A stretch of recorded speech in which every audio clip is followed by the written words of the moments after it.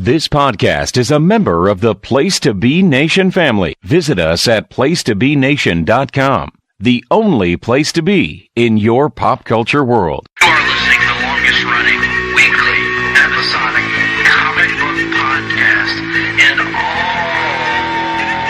of Place to Be Nation. Broadcasting from the state-of-the-art L-shaped studios at beautiful and serene Ho-Ho Loon Plaza in Vancouver, British Columbia. Greg Phillips and Nick Duke are the Hard-Traveling Fanboys. Hard-Traveling Fanboys, Hard-Traveling Fanboys, Hard-Traveling Fanboys, Hard-Traveling Fanboys, Hard-Traveling Fanboys, Hard-Traveling Fanboys, Hard-Traveling Fanboys. Comic book fans, welcome. Welcome back once more to the illustrious Hard-Traveling Fanboys. Emphasis on fanboys. We are coming to you live via tape delay from Ho-Ho Loon Plaza, the L-shaped studio, Vancouver, British Columbia, Canada. I am Greg Phillips. With me, unfortunately, as always, is the bitter and vitriolic Nick Duke. Bitter and vitriolic. And listen to me. Even though last week you were delving into my territory. You, sir, were taking a little walk on the dark side with me. But now you're gonna cast aspersions on me for being bitter and vitriolic. Even though last week, Greg, you embraced the hate and you liked it. No, I was taking a walk with you to Club Dark Side. No, that's a different podcast. Well, sort of the same, because, you wouldn't have a Dr. Simon Hurt if you didn't have a boss Darkseid, right? Or a Mr. Lebassou. You sure wouldn't, Tony. Or a Pierrot Lunaire. Why are they all French? I have no idea why they're all French. They sure as hell are. So, we are bringing you something this week that's a bit of a palate cleanser, ladies and gentlemen. We needed something to bring the positivity and the joy back to the Hard-Traveling Studios. We were in a negative place last week. There's no getting around it. We were bitter. We were angry. We were confused, sexually, emotionally, and otherwise. And we wanted to come back this week and remind ourselves and indeed our listeners what is great about the comic book industry and what is great about, in particular, the character of the Dark Knight, Batman himself. Because while last week we reviewed a story here that we agreed was one of the worst Batman stories that we'd read, we wanted to counter this week by counting down our 5 favorite Batman stories of all time. As we always say with Countdown, this is a subjective thing. There's no sort of set criteria. We're not grading these based on critical reception. We're not grading these based on sales. The only thing objective about Countdown is that my lists are always objectively better than yours. And the other objective thing is that Countdown is always recorded on opposite day. So, as everything Nick just said is true because today's opposite day. My list, on the other hand... What the fuck are you babbling about? ...is put together with honesty and integrity, which, being that it's opposite day, means that I cheated. Which, that in and of itself would mean that I was telling the truth and doing it honestly, which would mean that it was also a lie. So, you see, opposite day is something I've never understood since I was a kid, because it just opens too many philosophical questions, Nick. What are you talking about, opposite day? What is this? You never had opposite day when you were a kid? No. My God, what kind of childhood did you have? You go to school, a good and one. You say, that's not true. Actually, and you say to your friend, "I am the smartest, I am the best." And your friend says, "No, today's opposite day. That means you're the dumbest and the worst." And then you say, "Hey, then you say, "Me am Bizarro." Mm-hmm. I don't know. Yeah, exactly. What? And put coffee in cup? What you think me am, stupid? This begs the question, Nick. What are we counting down exactly? As I mentioned, it's our 5 favorite Batman stories. And yes, that begs the question that you've already answered. I already answered. Nothing begs that question. It begs an answer to it. No one is begging for the answer to any questions from us. Thanks to our 6 listeners out there. And we do appreciate all 6 of you. Yes. And hope that you're all having rich, fulfilled lives. Although we also wish that they're not as good as our lives, which are not very good. So. Unless you like Batman R.I.P., in which case we wish you nothing positive in life. We hope all the bad things in life happen to you and only to you. Nick was actually voted Player Hater of the Year 2004. Hate. So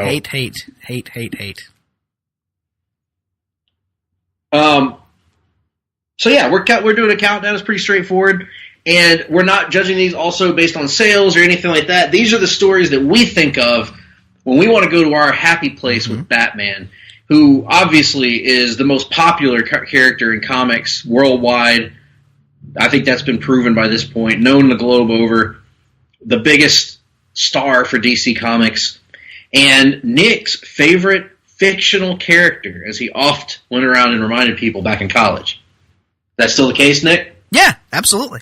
Batman is the greatest character in this business, in this industry, in this genre, and as a result, I've had a lifelong affinity. And this could be a fun podcast to talk about our top 5 Batman stories of all time, with no artificial limitations put on my list, the way certain individuals were hinting they might do for their list. I ended up not doing that. Oh. Now, would it be fair to say then, Nick, that Batman is the Bret Hart of comic books? No. I think it is. No, I think it is from the way you've laid it out. No, I think Batman would be the Hulk Hogan of comic books, and the Bret Hart of comic books would be No. Oh, let's see.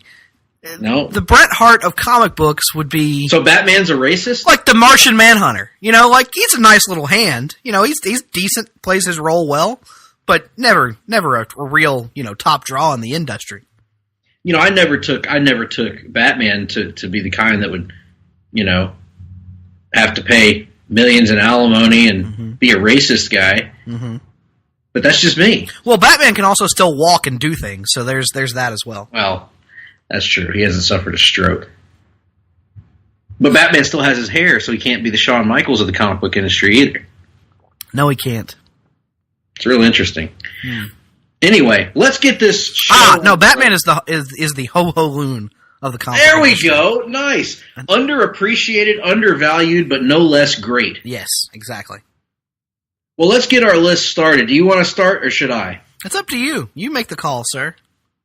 I'll kick it off. And, on our list of the top 5 Batman stories, much of our lists, I'm assuming, will be centered on the greatness of Batman, certainly, but also they will be focused on his alter ego, Bruce Wayne, billionaire industrialist who is tortured inside and uses that to fuel his mission as the caped crusader in Gotham.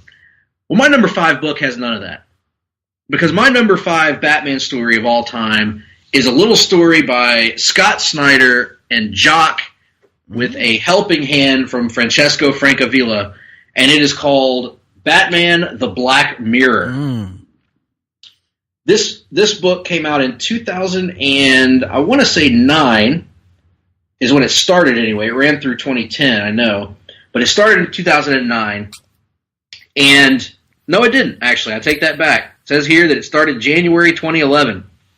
Disregard everything I just said and everything I've ever believed. So,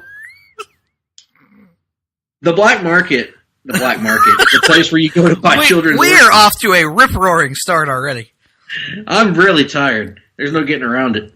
But The Black Mirror is a story that takes place when Bruce Wayne is believed to have been... After Bruce Wayne is believed to have been killed, actually, because it takes place while Bruce Wayne is in Batman Incorporated. That's right. Batman Incorporated. Oh, yeah. Bruce actually... I always forget that... For some reason, I always just assumed that they thought he was dead at this point. Even though he had come back. You're right. Yeah. So, yeah, Bruce is actually off around the world doing other things, and Dick Grayson had continued on as the Batman of Gotham City. That's right. When Dick took over, when Bruce was believed to be killed, and then when Bruce came back, Bruce decided he still wanted Batman to be Dick Grayson to be Batman. And he would be Batman traveling the world, establishing Batman in other countries. And that's another story for another time. But the point remains, Dick Grayson is still Batman in Gotham City. He's still got a Robin and Damian Wayne. And he's got to figure out a way to hold this city together and to hold this role of Batman together. Because a weird thing has happened in the last year that he's been, or 6 months or so that he's been Batman. He's actually grown into the role and kind of made it his own. Over the course of the issues of Batman and Robin and books like that, he's kind of started to become a little, if you can ever be comfortable as Batman, besides being Bruce, he started to kind of carve that role out. But this offers him his greatest challenge yet, and this also offers him, in many ways, an indication of what Bruce has to go through to keep his role going as Batman. Because Dick is faced with a lot of challenges in this. He's faced with a secret organization, as Batman often is. He's faced with the city itself almost feeling like it is this entity unto itself. And that's what this story did.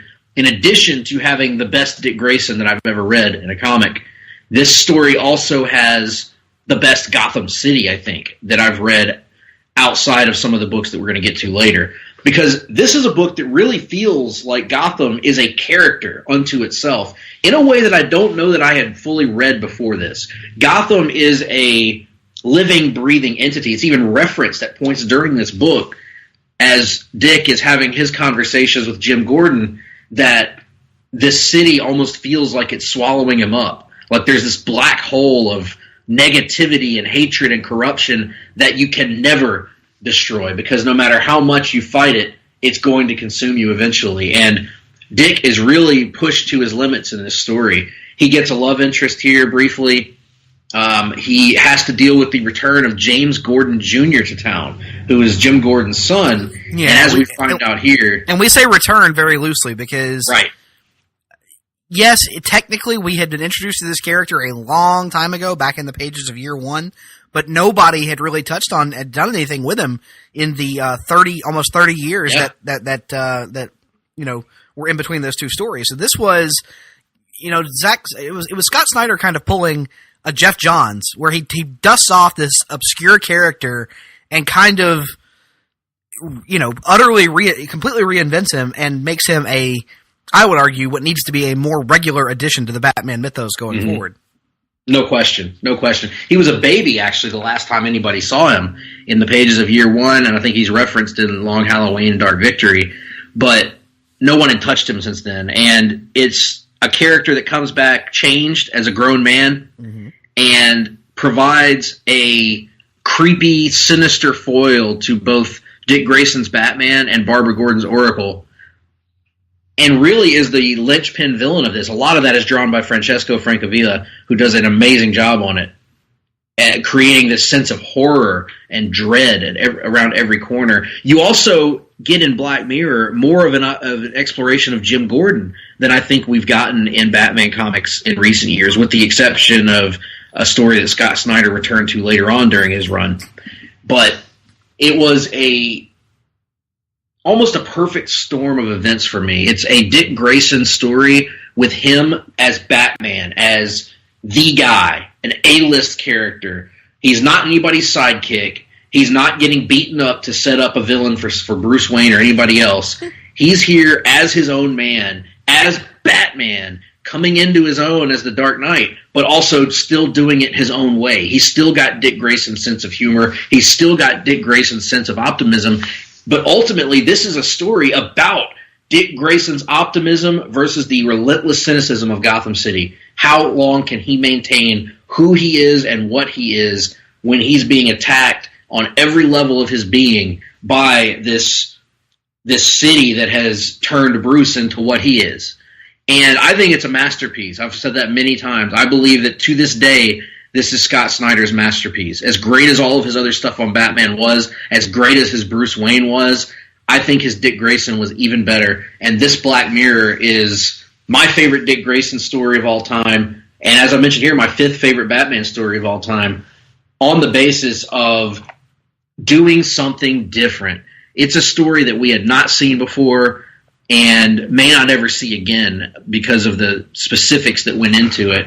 I think it's brilliant. I think it's still my favorite Scott Snyder story, and hopefully one of my pipe dreams in comics is for him to write Nightwing, because damn it, he just gets it. So anyway, Scott Snyder's The Black Mirror, with amazing art from Jock and Francesco Francavilla, comes in at 5 for me.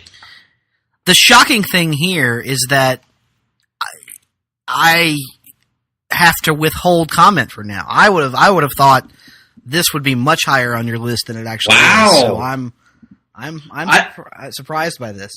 I thought you would accuse me of recency bias if I included it higher on my list. Well, I'm looking at my list right now. Well, I mean, I have a little recency bias. I'll admit that.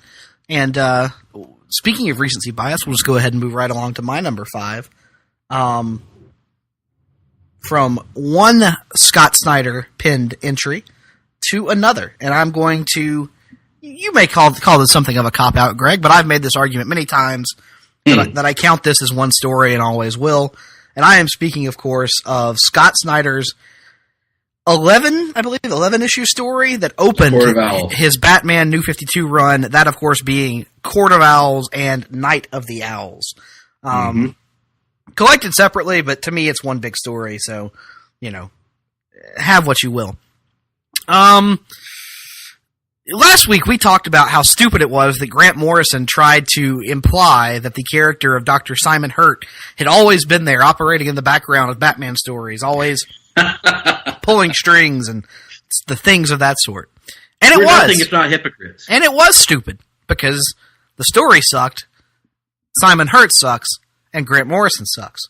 So here is Scott Snyder taking that approach and doing it better. Doing it right, one might say, by revealing the mysterious Court of Owls, a conspiratorial organization that has made up of Gotham's wealthy and elite that have controlled Gotham for centuries. They use their political and economic influence to bully and intimidate and outright murder people to subtly influence Gotham, the events in Gotham City's history. We get here in the opening pages of New 52, Batman talking about, a Gotham that he doesn't really understand right now, carrying on that theme that you mentioned from Black Mirror, where Gotham is kind of evolving into something that first Dick and now Bruce is not really sure what to make of. And ultimately, it's revealed that this is because the Court of Owls are exerting their influence even more heavily than they have in years past. Throughout this story, we get to see how the Wayne family tree is tied into all of this, including a big reveal at the end, or an implication at the end, that to this day we're not really sure what to make of it. We don't know if it's true or not. We don't know if the character of Lincoln March is telling the truth about his origin or not, and I would argue that's a good thing, to leave it ambiguous like that, because it would be such a status quo, a seismic status quo shift for the Waynes as we know them to explicitly confirm that what Lincoln March says is the truth. I'm debating whether or not we're worried about spoilers for 7-year-old books or not, and I'm erring on the side of we're not. So, yes, Lincoln March at the end of the story reveals that, or implies, that he is Bruce's long-lost brother who was given up by the Waynes and placed into an institution and has come back years later to take revenge on Bruce. Throughout the story, though, we also get other Bat family members who are implied to have a shared past with the Court of Owls they were previously unaware with, including Dick Grayson, who is implied to have been a Talon, or been tagged or tapped to be a Talon for the Court of Owls at some point. But in addition to this awesome labyrinthine, dark story that we get with Gotham, with the mysterious backstory of Gotham City, we also get some outstanding visuals. Greg Capullo is at the peak of his powers here. We've talked about on this podcast numerous times before, whether it was just praising Capullo in general or talking specifically about our favorite Snyder and Capullo issues from the New 52 run. What I call the labyrinth issue, where Batman is trapped beneath the streets of Gotham City. The Court of Owls has him in this giant maze, and he's been in there for days, and he's essentially losing his mind. He's going crazy from sleep deprivation and exhaustion. His eye is bulging out of his cowl and bloodshot red. The pages themselves are turning around to enhance that feeling of being lost. And just the entire thing it's a rare example of a story that reached across the Bat universe and actually felt like it warranted it. So many times throughout the New 52 and even to this day, other Bat titles get pulled in and it feels kind of arbitrary, but this was one, Night of Owls specifically, where you understood that every hero who was based in Gotham was affected by this. It's very rare to see writers, especially in the modern context, be able to add something lasting to the Batman mythos, and I would argue the Court of Owls is one of those examples. Already, just an outstanding addition, something that I look forward to seeing other writers take on in the decades to come. So, for me... And still, yes. The last example that we have seen of a lasting original Batman villain, right? I can't think of any since then. Yeah, I can't either. It's such a great concept. The Court of Owls concept is so good and so well executed. They're gonna be around in perpetuity in Batman comics. They're gonna outlast a lot of the more modern villains because it's a great concept that you can continue to go back to. You can tell retro Batman stories about the Court of... We saw it, Nick, in one of the volumes of All-Star Western that we reviewed, where they used the Court of Owls in like 1800s Gotham. Yeah. So that just the concept of the Court of Owls alone, when you pair it with how well Snyder writes Batman and his family, it just doesn't get... Comics don't get a lot better than this. Absolutely. Anything else to say about your entry, sir? No, I'm good. Very well. Well, I will move on to my number 4, which is more of a, admittedly, legacy pick here, more of a historical pick, but also a book that I would argue holds up extremely well. Mm-hmm. This is a book that changed the face of comic books, changed the face of Batman for decades to come, indelibly. And this is a book by Frank Miller called The Dark Knight Returns. That's my painting! Your number 4 as well? Yes. Outstanding. Well, it is, at this point, Dark Knight Returns is one of those books like Watchmen that I think many, many people, much, much smarter than we, have opined about, have praised. I also want to give some love to inker Klaus Janson on this as well. He was outstanding. And the colorist Lynn Varley, who was Frank Miller's main squeeze at the time. So, I'm not going to take you through the plot of The Dark Knight Returns. Everybody knows this. If you haven't read The Dark Knight Returns, read it. It went through a period where it was the most revered comic book of all time at one point. It went through a period where people said it was overrated, and to some degree still are making that argument. And I think in recent years it's kind of rejuvenated itself again as we've seen a lot of the stuff that Frank Miller prophesied in this book come true. A lot of the stuff that Frank Miller was commenting on about society then and where he saw the sort of yuppie society of the mid-'80s going is kind of where we've ended up today. The political allegories are there. The cable news allegories in particular, the way that we consume media is so similar to what Frank Miller was writing about and drawing about in 1984, 85, that it's uncanny at times, Nick. I know I went through and reread this book, I think last year, or maybe it was 2017. It was 2017 I went back and read this book again, and I was floored by how good it is, by how well it holds up, and by how much it mirrors what's happened in society. And that's just the subtext of the book. When you look at the basic Batman of it all, what Frank Miller did was take the basic concept of what Denny O'Neil was trying to do in the late 60s and early 70s and take it to its natural conclusion, which was getting Batman back to being the Dark Knight again. It's number 4 on my list. It's not number 1, but I think if you were making a list of the 5 most influential Batman stories of all time, this is a slam dunk number 1. Absolutely, no question. And a slam dunk number 2 is the other Frank Miller story, Year One, because virtually every take on Batman that has come since Year One and Dark Knight Returns is either trying to work forward from the premise of Year One or work toward the premise of Dark Knight Returns. Virtually every interpretation is trying to become one of these two incarnations of Batman. This has been used, Dark Knight Returns that is, has been used as inspiration for so many different adaptations of the character, whether it be the big screen adaptation in both The Dark Knight Rises and in the most recent Ben Affleck take. It was also responsible, as you said, for kind of causing Batman 89 to be a little bit different of a movie than it probably would have been prior to the release of Dark Knight Returns. It proved that there was an audience for a bit more mature take, permanently allowing DC to move away fully from the camp-inspired era of the 1960s with the Batman 66 television show. And it's also served as the inspiration for one of DC's finest animated movies, direct-to-DVD animated movies, the two-part adaptation of this story. So, all great stuff, all the way around. Like you said, the plot, everybody knows the plot at this point. We could comment so much about how it, kind of changed the face of comics, but realistically, there is the DC universe before this, and there is the DC universe after this. Not from a narrative standpoint, but from a publishing standpoint, from an editorial standpoint.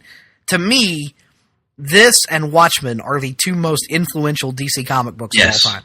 Absolutely. This popularized, by the way, the internal monologue box, which has become, frankly, the foundation of modern comics that we know anyway. The books, most of the books that I can think of that I've loved since I got back into comics in the early 2000s run with that approach of the main character's inner monologue, noir style, in little caption boxes.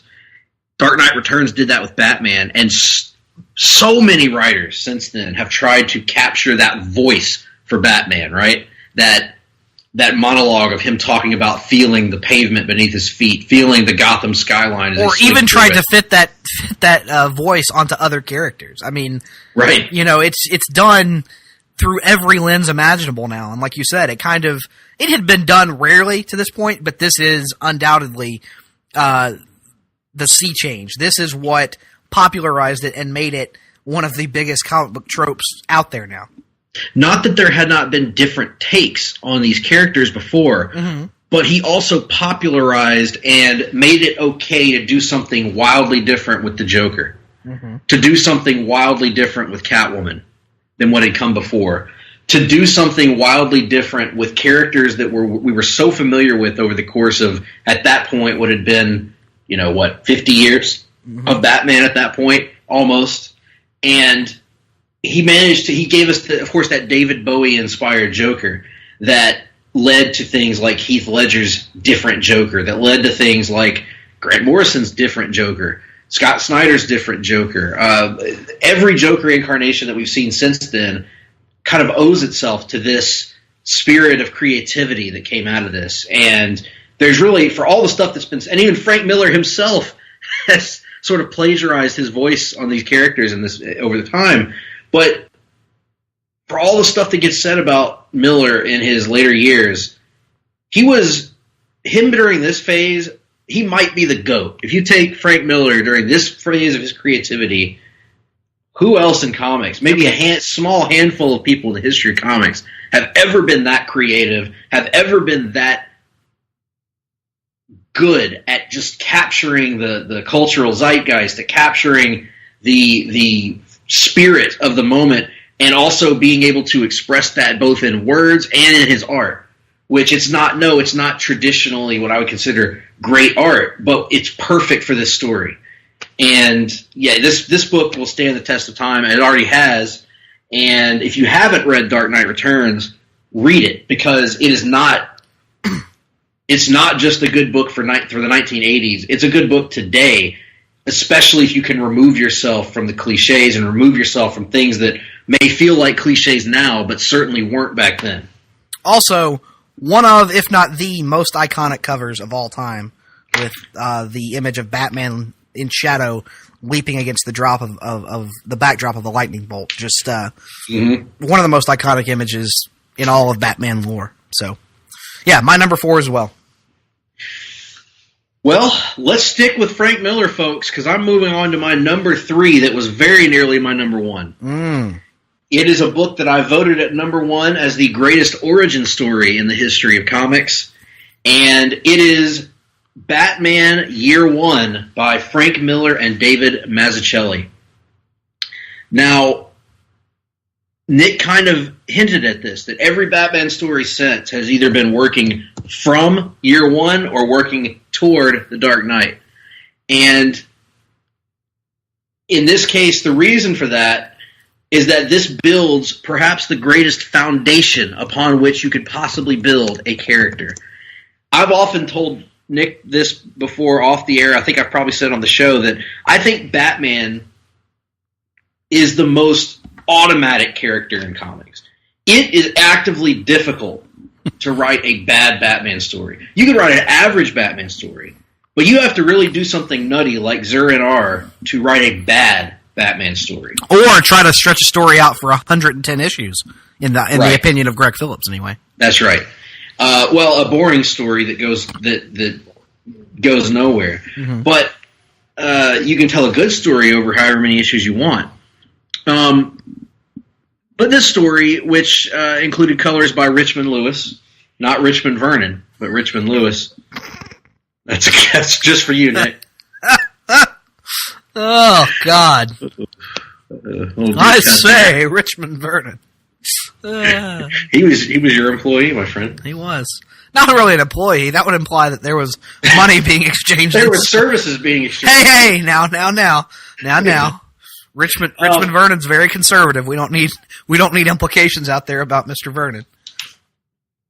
What about Vernon T. Waldron? What about the old WTVY weatherman Vernon? Connor Vernon. Yeah, there you go. Yeah. Oh, what about Ernest's neighbor Vern? Vern, that's good. What about Vern Lundquist? I think we end it. Oh wow! There we go. Right there. So, yeah, Batman Year One, the best origin story ever, in my opinion, in comics. It stripped the Batman mythos down to its bare core, which had been gotten away from over the years. Because ultimately, what it started as is this guy who goes out on a mission of vengeance to kick criminals' asses. And this kind of strips away it strips Robin out of it. It strips the humor out of it, quite frankly. It strips all of the excess bells and whistles, and it makes it into a pulpy crime story, first and foremost. Organized crime, corrupt police force, wronged person on a mission for vengeance. Boy, it sounds a lot like a Liam Neeson movie, doesn't it, Nick? Yes. And this version of Bruce Wayne that Frank gives us is still, to this day, my favorite version of Bruce. This is the tortured, hateful, trying to find a way to deal with his pain, Bruce Wayne. And we get the story of that Batman is not an immediate success, that Batman has struggles. And really Bruce has to figure out why he has to be Batman. There's that iconic scene that every Batman writer since then has done, including Grant Morrison, including Snyder, including Jeff Loeb. Everybody that's written Batman since then has done their version on I must become a bat, right? Mm-hmm. That scene. So good. So great. So amazing. It's one of maybe the most memorable Batman scene, in my opinion. It might be the most iconic Batman scene because it tells you everything. It's Bruce and he's staring at this window and there's all this moodiness and shadow, and all of a sudden the bat comes crashing through the window. And yes, we've seen that before, but this version of that is the one that I think most people think of. This story in general it just works. And one of the reasons that it works, and one of the reasons that I actually have it ranked ahead of Dark Knight Returns, is I prefer the David Mazzucchelli art. It is so good. And he draws one of the Batmen that stands out most in my mind. It's unique. It's distinctly his, but it owes so much to the original, Bob Kane art from the early days, and yet he does his own thing with it, and it's so smooth and almost feels like it feels a little bit Darwin Cookie even. Mm-hmm. And when you pair that with Frank Miller's, for lack of a better term, film noir detective, his Maltese Falcon approach to Batman, it just creates something that we've seen imitated so many times since, but never duplicated. It is a masterpiece of the comic book medium. It holds up today just as well as it did back then. It's one of those books, one of those small number of comic books that I would hand anybody that's never read a comic book and say, read this, and if you don't like it, maybe they're not for you. I think it's a book that will hold up forever, as I mentioned with Dark Knight Returns, because it is the ultimate example of who this character is and why this character is. And it doesn't have any bullshit about Zurr-en-Arrh. It doesn't have any kind of labyrinthine continuity that you have to know. You can read this book and not have any idea who any of these characters are going in, and it works. It's tremendous. All fantastic points. I must admit that this was the final cut from my list, so it didn't actually make my top 5, which is blasphemous in a lot of circles, I know. But I love the story. Almost as blasphemous as Michael Olowokandi. Slava Medvedenko. In any event, outstanding choice from you, sir. Like I said, just missed my list. At my number 3, I have a story that Greg has already talked about. I can't believe I had this higher than Greg.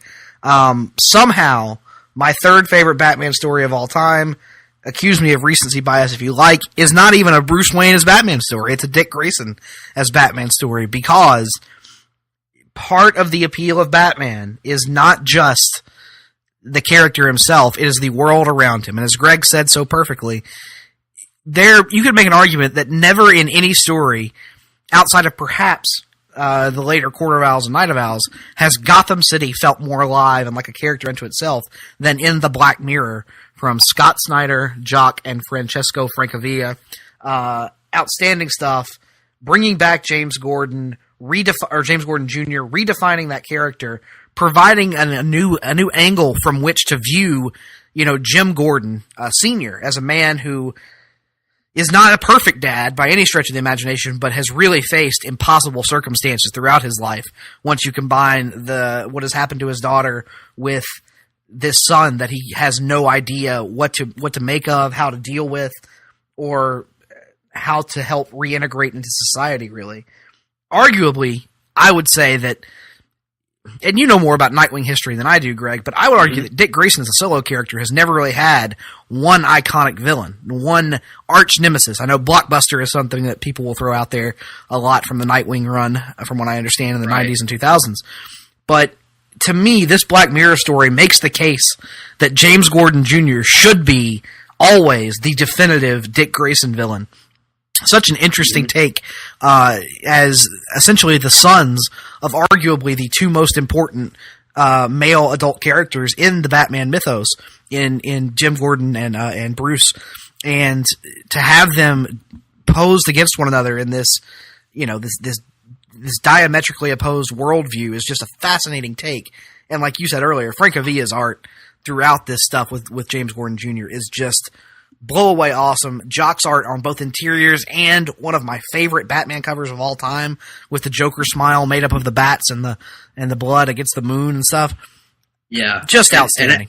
And how great is Jock's Joker in general? Oh. That issue where Dick has to confront Joker in I think it's a subway tunnel where they end up, or a sewer where they end up meeting up somewhere underground.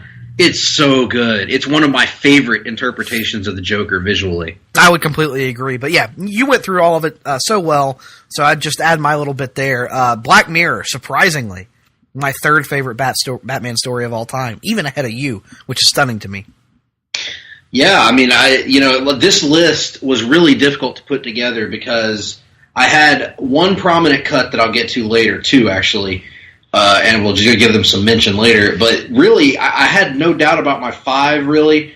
but it was the order of them. I could have rearranged this several different ways. Mm-hmm. I pretty much could have had everything except The Dark Knight Returns at 1, just because I always like year 1 a little bit better. But nonetheless, my number 2, I believe, may be your painting, Nick, because my number 2 comes to us as a spiritual successor to Batman Year 1, but it comes to us from the creative team of Jeff Loeb and Tim Sale. My number 2 comic book is Batman The Long Halloween. Indeed, it is my painting. I'm going to let Nick drive this one for the most part. I will just say from my part, that Loeb and Sale pick up the pieces that Frank Miller left in Batman Year 1 and manage to even improve upon it by including Batman's incredible rogues gallery. Absolutely. So this, to me, Long Halloween, there's a strong argument to be made that it is objectively the quintessential Batman story, because you have everything you could everything that makes the character of Batman the greatest character in comics. You have, as Greg mentioned, the deep rogues gallery. You have epic action at times. You have an intriguing mystery from the detective, from the noir style detective investigation aspect of it. You have character building, what with Harvey Dent and James Gordon and Bruce Wayne all going through these changes over the course of the book. You've got the most visually distinct and yet not off-putting but great artistic interpretations of Batman's world ever in the case of Tim Sale. It looks totally unlike any other version of Batman that you've ever seen before, and yet it does not look so drastically different that it's impossible to process. It fits so well. His visual interpretation of the Joker with the overly large teeth, Batman with the humongous ears, it all sounds ridiculous in explanation, but when you see it on the page, it all works and it's all breathtaking. As I mentioned, the mystery, which genuinely keeps you on the edge of your seat the first time you're reading it, where you're trying to figure out which way it's going. It's got twists, it's got turns, it touches on, as you said, virtually every major contribution to the rogues gallery that there has been. It also introduces, or not introduces, but, starts to popularize that idea of Batman and Catwoman being less antagonistic and more of a romantic relationship, something that writers have touched on in the decades since, and you and I both argue they should essentially be going all in on. This is kind of where it starts to become popularized in this. So many different things you could say about it. For me, it places so highly for all those reasons, but primarily, Batman's my favorite character in all of comics, and as I've said before, Two-Face, Harvey Dent, is my favorite villain of all of comics, and this, by far, is the best version of the Harvey Dent origin that has ever been put on the comics page. Not just in terms of the actual acid scarring, but what makes Harvey Dent my favorite Batman villain, and I would argue one of the best villains in all of comics, is that deep personal connection that he and Bruce had, or he and Batman had beforehand. The added sense of guilt that Bruce has to feel, because not just did he let a man that he respected down, but he also let a man who was genuinely improving the city down. There was a path to doing things the right way, and it all fell apart because Bruce wasn't able to act soon enough. Outstanding stuff. Arguably, I would say, also one other thing about this is, Jeff Loeb is the only person, besides Frank Miller, who has ever incorporated the Falcones into a story, and it actually enhanced the Falcones rather than felt like it was detrimental to those characters' legacy. Just outstanding stuff from beginning to end. I am all in on the idea of an adaptation of this at some point. Let's hope it comes sooner rather than later, whether it be in animated form or perhaps a loose adaptation on the big screen. It's also the book that, in many ways, informed the best Batman movie that we've gotten, which is The Dark Knight. Right. There were direct homages to this, even with the rooftop meeting between Batman, Gordon, and Two-Face in that movie, directly ties to The Long Halloween. So, such a great book. And the only thing I would add is that somebody needs to, at some point, do something interesting with Calendar Man again, because how could anyone read The Long Halloween and not come out of that thinking that Calendar Man is more than just a jobber villain? Right. You could do so much more with him. I was disappointed that I had hoped that Scott Snyder used him, but he didn't really do much with him. And such a great ground floor laid here for that character, and so many others. Jeff Loeb is, in my opinion, even over Frank. Well, you can make the argument for Frank Miller, but to me, Jeff Loeb is the best Batman writer. I would agree. When you look at the best of his work, it's better than anybody's, and that's because granted, he's doing a Frank Miller imitation in some ways, but he does it so well and incorporates the superheroics aspect of Batman. Which brings me to my number one favorite Batman story of all time. Notice I emphasize favorite and not best, because if I were trying to remove my emotional connection, if I were trying to remove my personal story of comics from this, I would probably have The Long Halloween at number one, and I'd probably have Year One at number two. But my number one Batman story of all time, the book that I would hand to anybody that isn't a Batman fan or that hasn't read a Batman comic and wants to get into the character, because I think it encompasses so much of what makes Batman great, is the 2002-2003 story Batman Hush by Jeff Loeb and Jim Lee. The manager is rolling his eyes at this very moment. I can hear the manager rolling his eyes. That's right, I can hear eyes somehow. I can hear the manager rolling his eyes, and I don't give a damn! I don't give a damn! I was trying to channel Sid there. Did it come off at all? You did pretty well. Yeah. We're live, pal. I understand the criticisms that this book gets. I don't agree with them, but I understand them. I think that you can nitpick this story, certainly. However, this is the story that brought me back into comics. We would not be doing this podcast right now, Nick, if it were not for Batman Hush. Because I don't think I ever would have gotten back into the world of comic books, at least full time. Certainly not enough to be doing a podcast on them. This is the story, that hooked me when I was a college student who had been away for 5 years from the world of comics and made me believe in them again, made me love them again, and made me, in particular, love Batman again. It was my favorite artist from when I was a kid, Jim Lee, who, of course, drew X-Men when I was a young man, and that was, or a young boy, really. And that's what drew me to the comic, I'll be honest. I saw the cover with Batman, and I looked down. I didn't know who Jeff Loeb was, but I saw the name Jim Lee, and I said, I remembered that from when I was a kid. I was like, X-Men #1, Jim Lee. I had that. He was my favorite when I was a kid. I'm going to pick this up and see what it's like. And it was the beginning of that Hush storyline, and I never looked back. Hush is a story that is the best example of what I would call the greatest hits approach to a comic book run. This was Loeb and Lee knew they had 1 year on this character. They signed a 1-year contract to write and draw Batman. And what are you going to do if you have one crack at the character? You're going to try to use the entire rogues gallery. You're going to do everything that you're interested in doing in this story.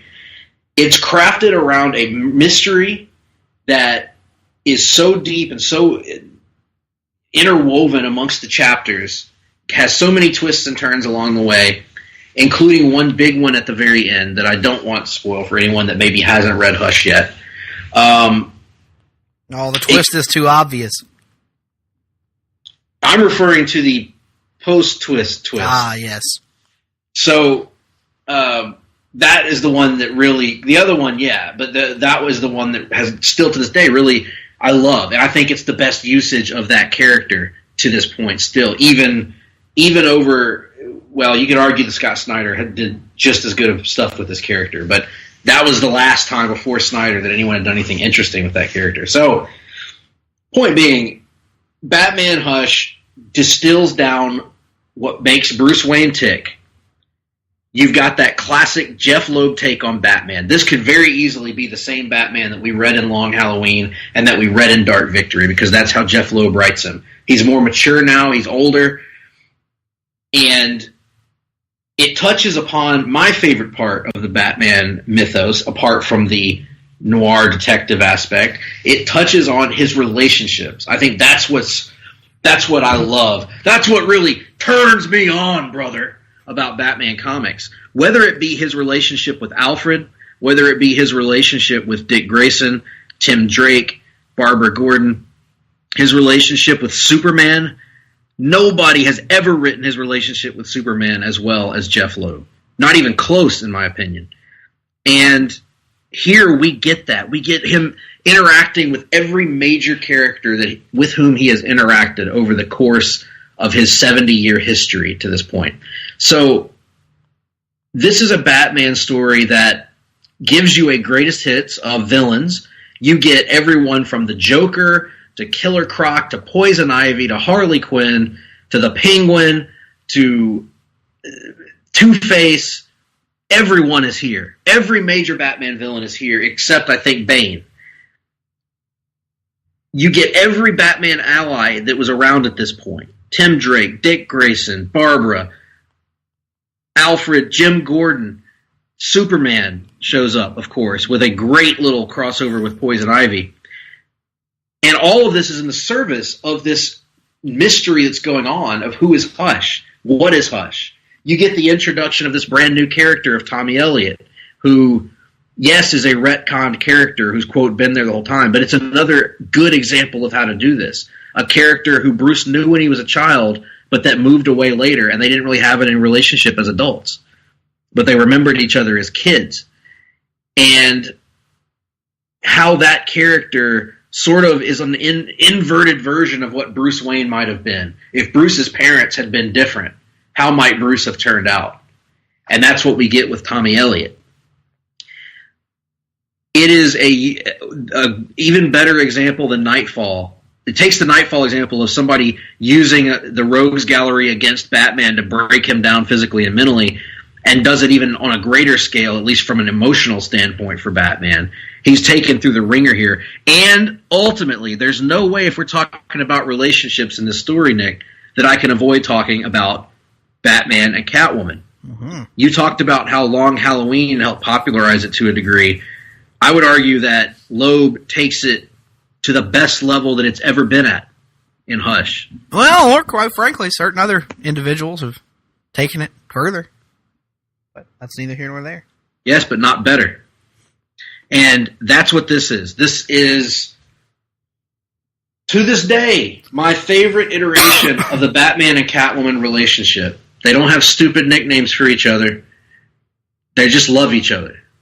And for the first time in his whole history, well, not the first time, there was stuff in the early 80s that did this too, but he lets her in terms of letting her know his identity, letting her become a part of him in a huge way, and saying, damn what anybody else thinks.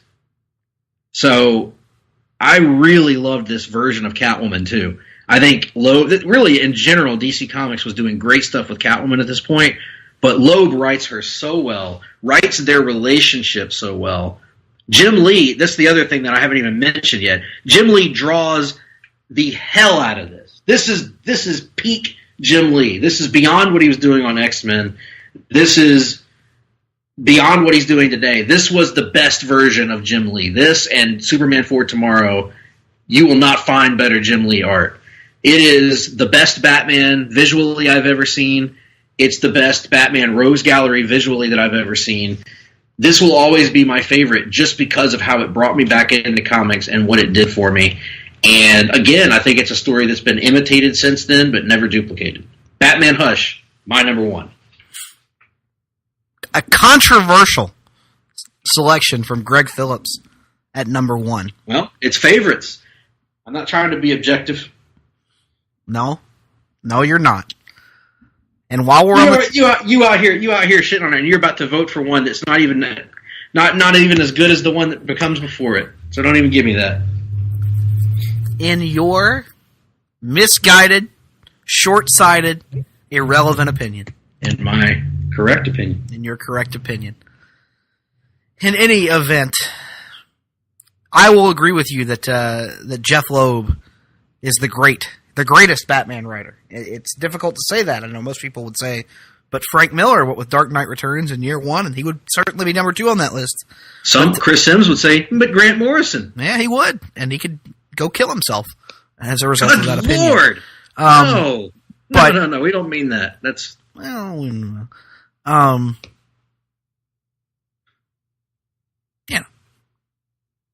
Anyway, but to me, it is Jeff Loeb. Whether it is the Superman-Batman run that I think you referenced earlier, the dynamic between those two being written, Hush, which just missed my list. I don't remember which cut it was, but it was definitely on my preliminary list. I'm a big fan of the story, as you are as well. Not quite as big a fan, but obviously that's because of an emotional attachment that you have to it, which there's nothing wrong with that, certainly. But for me, my favorite Jeff Loeb Batman story has always been, and it's difficult because I would like to cop out and count them as one story, but I really can't. And the reason I can't count them as one story is because they really are separate entities. But for my number one, I'm going to go with the sequel to The Long Halloween, that being Dark Victory. I talked a little bit earlier about how Long Halloween does the best version of the Two-Face origin that I've ever seen in comics. And then the sequel follows it up with the best version of Two-Face and Batman's first extended, feud with one another here in the pages of Dark Victory. The story opens with Harvey Dent, who is in Arkham, alongside some of the same people that he helped Batman to put away, and you have Bruce blaming himself for the current state of Harvey Dent. He is pulling away from people. He is becoming more and more of a loner. He is becoming more and more drastic in his methods. And it is here that Jeff Loeb and Tim Sale offer their take on the origin of the Batman and Robin dynamic. Now, I must admit, as massive of a Batman fan as I am, the idea of Kid Robins has always been weird to me because of the street-level nature of the character. It always seems, if you're going to go darker and grittier and a little bit more grounded with it, it seems difficult to believe that a Batman would willingly bring a 10 or 11 or 12-year-old boy out into the streets of Gotham with him. But here in the pages of Dark Victory, this gives you, to me anyway, the best version of Dick Grayson's origin story that I've read. It gives you the best justification for Batman taking the action of bringing on a Robin due to the mindset he was in at the time.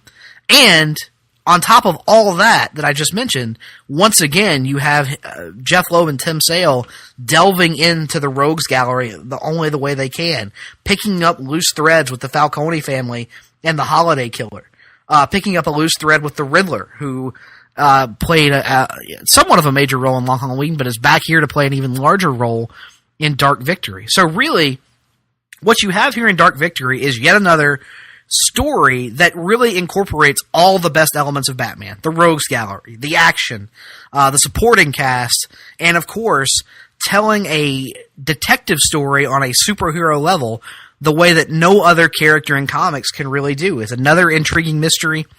You wrap all that up with a great ongoing power struggle between he and Harvey Dent. My favorite Batman story of all time. Anytime you can feature Two-Face, you're going to have a leg up, and when you throw in Jeff Loeb and Tim Sale, puts it over the top for me. Yeah, I mean, I knew this would be your number one. This has been your favorite since I've known you, really. This has been your favorite Batman story. I obviously don't hold it quite in as high esteem as The Long Halloween, but I do like it. I think it's a great Two-Face story in particular. One day we'll get into our thoughts, our complete full thoughts on the Batman and Robin dynamic and how it's done in comics, and because I have what I believe our esteemed co-hosts of Talkin' Pop would call complex Batman and Robin feelings. Because I as much as Dick Grayson is my favorite character in comics, but I'm not necessarily in love with the concept of Robin, if that makes sense. Although here he is good, and this is probably the best version of that Batman and Robin origin story, in my view anyway, that I've seen. So good stuff. Batman Dark Victory, great addition to the Loeb and Sale universe. And there's also that third collection of Loeb and Sale Batman stories, Haunted Night, that's really good as well, that are more kind of like scattershot stories. Right. It's not really one cohesive narrative. Right. But that's all good stuff, too. Mm-hmm. So certainly an argument could be made for them as the greatest Batman creative team on a seemingly never-ending list of great Batman creative teams, right? Right. All right, well, before we go to the break, we will remind you of our lists. And at 5, I had The Black Mirror. At 4, I had The Dark Knight Returns. At 3, I had Batman Year One. At 2, I had The Long Halloween. And at 1, I had Hush. Nick?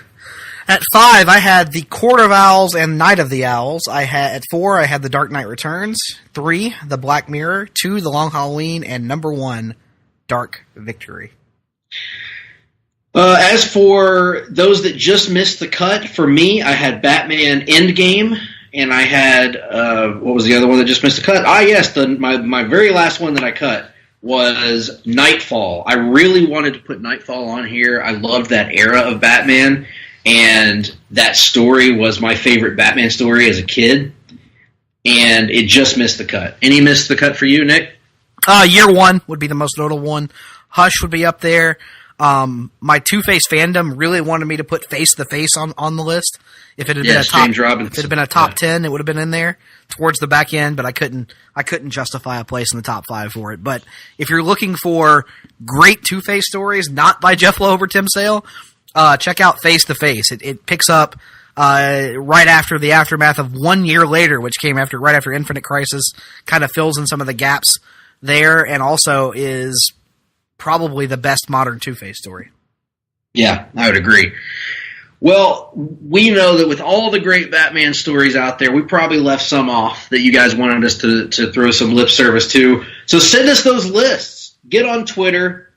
Tweet us at gphillips8652, at nickduke87. Shoot us an email, gregp@placetobenation.com, nickd@placetobenation.com, or join the Place to Be Nation Comics Facebook page and leave us your lists there of the best Batman stories. We want your 5 best. Rank them.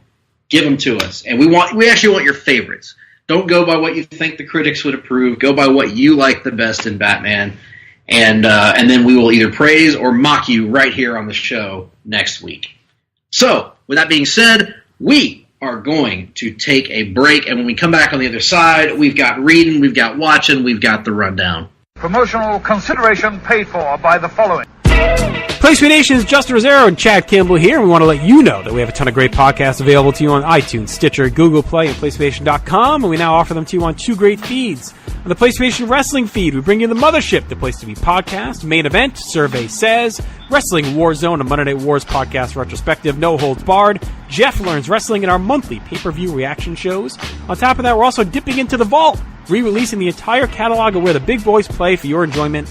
And in addition to these full-length shows, we also deliver special network pod blasts on topics old and new. The Place to Be Nation Pop feed is loaded with great content, offering such tremendous shows covering the land of pop culture, such as Geek and Sassy, Talkin' Pop, the Glenn Butler Podcast Hour Spectacular, Sunday Groove, PTB in Play, Freak Out Drive-In, Songs with Friends, Looking Forward, Looking Back, and Lucha Undead, as well as a veritable podcast heaven for comics fans with the Hard-Traveling Fanboys, Sellers Points, Conversation Comics, DC Post-Crisis Management, Marvel Age, and Marvel Age Masterclass, plus weekly pod blasts that cover the gamut of comic topics. The feed is also filled with insightful sports content, including the NBA team, This Week in the NFL, and more. And you can find all these current shows, plus archives of our past podcasts, including The Kevin Kelly Show, as well by subscribing to both feeds on iTunes. And while there, be sure to rate and leave feedback as well. All of these shows, plus others available at PlayStation.com. We cover pro wrestling, sports, movies, comics, in-depth stretch projects, and more. Be sure to support our site by using PlayStation.com/Amazon while doing your online shopping. And download our free PTB Vintage Vault Refresh ebooks via the links on our site. We also want to thank our friends at Boneheads Wing Bar, ProWrestlingOnly.com, and TheHistoryOfWrestling.com. Be sure to follow us on Facebook, Twitter, Instagram, and Tumblr as well. PlayStation.com, the only place to be in your pop culture world. Welcome back, ladies and gentlemen, to the longest running weekly episodic comic book podcast in all of Place to Be Nation. That wasn't so bad, Nick. No, it wasn't. We're Greg and Nick. We are Venom. And we are back to bring you all the latest news and notes in the world of comic books. It's a little segment. You might even say it's a Lilo segment that we like to call The Rundown. Welcome to The Rundown, where we talk some comic news. Welcome to The Rundown, where we talk about movies too. Well, to start things off on The Rundown, Nick, we have to go back into that oft-used corner of the studio. One more time. Yep. That corner of the studio known as the Worlds of DCEU corner. Mm-hmm. Worlds of DCEU corner. Because we got some news for you, folks. We do. Hot off the presses. Late breaking news here on the Hard-Traveling Fanboys. And leading us off on that late breaking news is that director Matt Reeves' upcoming movie, The Batman, finally has a release date. That release date, June 25th of 2021. Oh. And buried in this story in Variety, not buried, three paragraphs in actually, in this story in Variety, is that Ben Affleck will not be returning to play the Caped Crusader. Finally, confirmation that Ben Affleck's run as Batman has come to an end.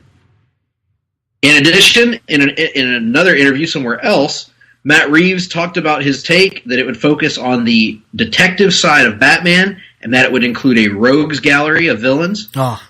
And that's exciting because I think a lot of Batman's rogues gallery has been established in the public consciousness to this point that you don't really need to have one primary villain. Like, you can incorporate multiple villains for different portions of the film and it be okay. And that sounds like an interesting take to me. It can be. It's also a risk, as we've seen in other movies that have tried to do that with multiple Batman villains. It's really very rarely been done successfully. So we've got to see what he does. But I do like it as well. It's different, and it's more comic book-like, and hopefully means that we're going to be avoiding the trap of trying to tell multiple villain origins in one movie. Right. So that's compelling. I'm excited about the detective side of Batman. I would expect perhaps a little bit of influence from the Arkham video games to come in, maybe. That would be cool. Further DC Worlds of DCEU corner news in the same story reports that there's also a release date for The Suicide Squad. So apparently, if you want to reboot something now, you just put the word "the" in front of it, and that signifies that it's different than what came before. So the studio has dated a rebooted The Suicide Squad, which James Gunn is in talks to direct. He's already writing the script, and that's for August 6th, 2021. So Batman in June of 2021, Suicide Squad in August of 2021, and somewhere else is reporting that in May of 2021, we're getting, hold on to your hat, Stephanie Holly, DC Super Pets is coming in May of 2021. Wow, and coming in May of 2019 is an announcement of a rescheduling of these movies to make them farther apart. Oh, hey man, it would be kind of cool for DC to get their stuff together and actually start cranking these movies out, but I believe it when I see it. Yeah, I agree. And also, let's be honest, this feels like that post-Wonder Woman jubilation that came from Warner Brothers, where they made a bunch of announcements on the heels of Wonder Woman being great. And now that Aquaman has been a big success, they're making all these announcements. Let's see what happens if Shazam somehow comes out and flops, or gosh, what's the next one after that? Joker? Oh yeah, Joker, and then Wonder Woman 84. Yeah. So. Well, we'll have to see, but Warner Brothers, we're going to leave the DC Worlds of DCEU corner now and go back over here to our. Well, actually, before we do that, let's call an audible here. There's one more DCEU related item on our rundown that we need to go ahead and hit before we leave the corner. Oh, tell me more. Well, it was the first footage of. Let me get this title right. Let me make sure I got the full thing right. The first teaser or footage from Birds of Prey and the Fantabulous Emancipation of One Harley Quinn.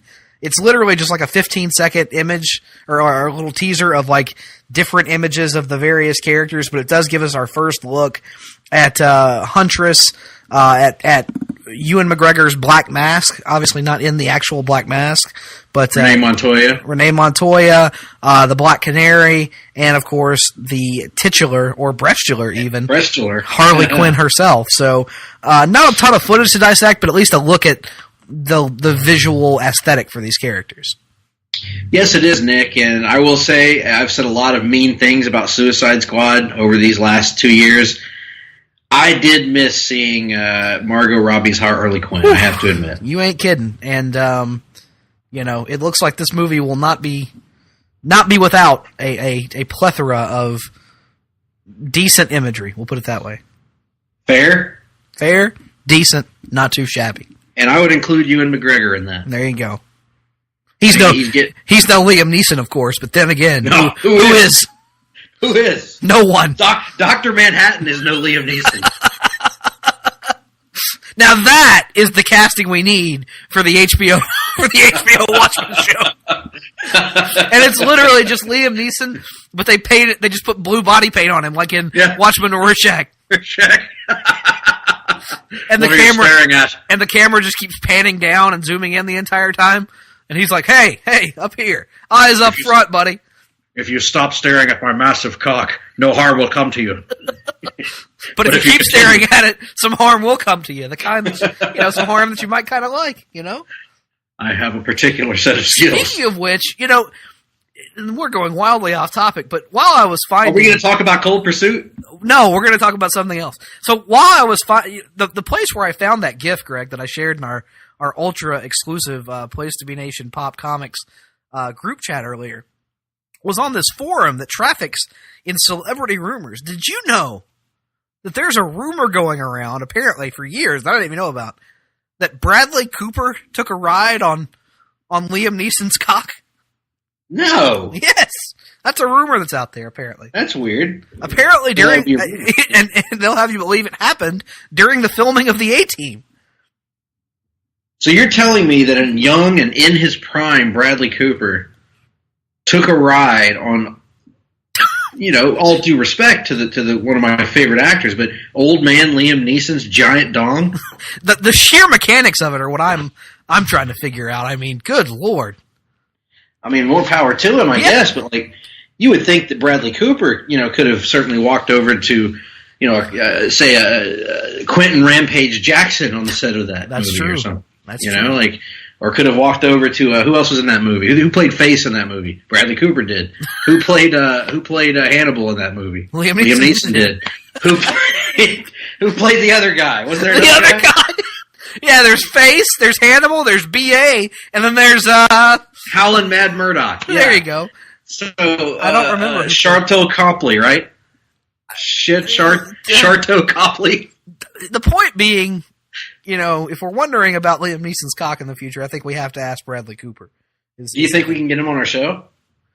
I mean, God, why wouldn't we be able to, as we'll talk about later, given the massive amount of influence we now wield in the entertainment industry? But really, we're the talent. It's not our job to book guests. That's the job of the manager. That's a great point. That's one of the best points. He lives out in California. Made. Yep. So Todd, get on that. We need Bradley Cooper on the air and see if you can get him to confirm or deny that he has experienced the Evian bottle, as Janice Dickinson refers to it. I'll tell you what. Right now, I'm going to go into our exclusive chat while we're on the air right now, and I'm going to @Todd Weber. I'm going to say, we need the manager to get Bradley Cooper booked on HTF. Yes. Back me up on that, Nick, when the time comes. So, in any event, is that all we're doing on this? Have we exhausted this running joke now? I suppose so. What were we even talking about? We were about to move out of the DCEU corner, or what has now become Liam Neeson's corner. And we are going to move on to the story coming out that a Batman Beyond animated movie is reportedly in the works. This is coming, of course, on the heels of the massive success of Spider-Man Into the Spider-Verse, and DC and Warner Brothers, according to a report from Geeks Worldwide, which if you can't trust them, who can you trust? Hubba, hubba, hubba. Who can you trust? Warner Animation Group is set to begin work on a Batman Beyond film targeting a 2022 release date. And yeah, that's pretty much all we have on it right now. I'm reading the story here, and there's a little bit of concept art. Concept art that's leaked out, apparently, which I can't see on this. But nonetheless, what do you think, Nick? Batman Beyond movie. Yeah, especially if it's an animated movie, so that it's not like they're moving towards this as the, live action interpretation for the next several years. Just I don't like this concept art. A different take. I'm not going to overreact. We can't judge it. We can't judge it because we didn't like the concept. I was about to say that's exactly what I was about to say. We hated the Spider-Verse art, so we'll have to wait and see how it plays. I will say I don't ever understand the decision for anyone to go with the Nightwing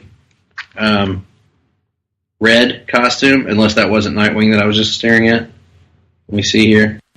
Well, I mean, the Batman Beyond costume is red. Yeah, it looks like the Batman Beyond. Yeah. It's just when I first looked at it, I thought it was the Nightwing logo. Mm-hmm. But anyway, yeah. So this could be awesome. I mean, now that Spider-Verse has set the bar and is the bar, certainly this movie has something to aspire for. And hopefully it could match Spider-Verse hold for hold. I'll echo Kevin Smith's dream casting as well. Michael Keaton for the voice of old Bruce Wayne. How awesome would that be? Yes. That would be perfect, actually. If he would agree to do it. And why wouldn't he? Yeah, I hope this happens. You're lower on the concept of Batman Beyond than I am. But yes, always have been. You know that. I'm for it. I was never a huge Batman Beyond fan, but not everything has to be for me. And after Into the Spider-Verse, there's never been a better time to do an alternate take on a superhero in animated form. Right. Let's see it. Let's do it. Now, let's move from there to this feller here from Doctor Who. Matt Smith, a former doctor. Is that what they're called on the show there? Sure. I don't watch the fucking show. Matt Smith, has been cast in Sony's Morbius film. This also according to Variety, which is breaking all sorts of stuff lately. Now here's a concept that you're higher on than I am. Yes. Jared Leto was previously confirmed to be cast in the breastular role. Mm-hmm. And it will be included in the Sony Spider-Verse alongside Venom. Mm-hmm. No details on what character Smith may be playing, but I don't know any Michael Morbius supporting characters anyway, so who am I to say? Perhaps Dracula. I don't know. I made that up. But some sort of vampire you have to assume, right? You would have to assume. Probably or a vampire hunter, maybe. An evil vampire hunter. Oh, yeah. But the villain. I mean, you think you got the lead, you've got his love interest, and now you need the villain. Yes. So, Morbius appears to be happening. I guess. I'm no Morbius fan, so this is a weird one to be. I mean, we'll see how it turns out, I guess. Well, your thoughts. You know what, Nick? What are your thoughts? I'm fine with it. I think there's potential in a Morbius movie. I'm not some giant, Michael Morbius fan. I've never bought a Morbius comic It's in my well life. known. It is well known. It is well known that you are a lover of three things, Greg. Here we go. Michael Morbius, Jeff Jarrett, and the Intercontinental title. And hey, has the stock ever been higher for Jeff Jarrett than it is right now? No, nor has the cholesterol. Well, Jeff's old. He's older now. He's had his day. He needed a moment, but he looked better on Raw. He looked better on Raw than he did at the Rumble. Yes, when he wasn't bearing his stomach, he looked better. He wasn't wearing the old, whatever weird suit that was he wore in the early 90s? Yep. Anyway, that's neither here nor there. But, by the way, neither time when he did the JEFF, JARRETT, did he finish it with a ha-ha. I know. Nor did they artificially impose the ding little white sparkle of his teeth. Right. That's something they can work on in the future. But, nonetheless, Clean it up in post. I'm okay with a Morbius movie. I think there's potential there. Mm-hmm. Again, I thought Venom was fun, and hopefully Morbius would be fun. If not, then I don't think the Spider-Verse will go very far beyond Venom. In any event. You're not ready for the Kraven the Hunter movie or the Sinister Six movie? How are you going to make a Sinister Six movie without Spider-Man? Well, some said, how are you going to make a Venom movie without Spider-Man? Venom at least has a history of being, yes, that's true. Decent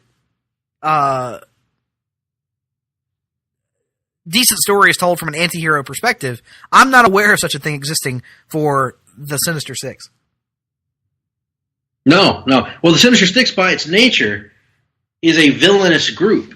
It is very difficult, nigh impossible, to make a movie where a villainous group are the protagonists. Mm-hmm. Because by their nature, you have to root for Spider-Man or Venom or whoever to defeat them, right? Yes. Theoretically. In theory. But now we're getting both the Joker and the Sinister Six.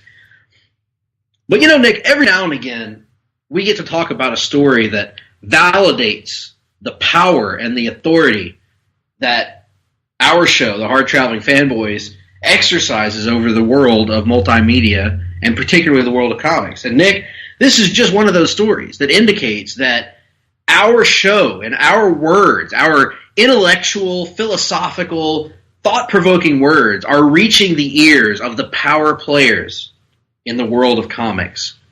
Because it appears that the executives at DC Comics and Warner Brothers have been listening to the Hard-Traveling Fanboys.